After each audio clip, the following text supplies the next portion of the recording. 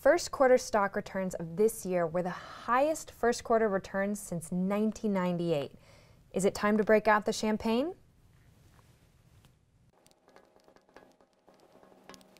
This red line shows the first quarter returns, as I mentioned, of the S&P 500 going all the way back to 1996. And just so we're clear, that means you bought the S&P 500 at the beginning of January and you sold it at the end of March, you would have had 13% returns in just 2019. Now the blue line is annual returns. In other words, if you bought at the beginning of January and you sold at the end of December. And it's important to remember that this blue line, the annual returns, they're over a longer period of time, obviously, than the first quarter, and also that the first quarter is embedded in those annual numbers. So we're not comparing apples to apples exactly here, but we are giving some context.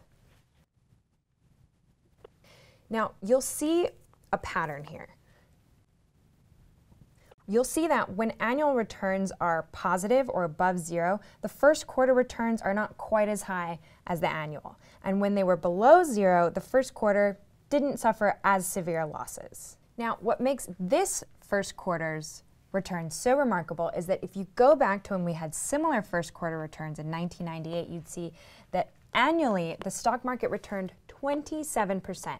And if you thought that this year the stock market was going to return 27%, you should shovel your money into the S&P 500. But for a few reasons, you may not want to do that. Now, the S&P 500 is based on the performance of the 500 underlying companies within it.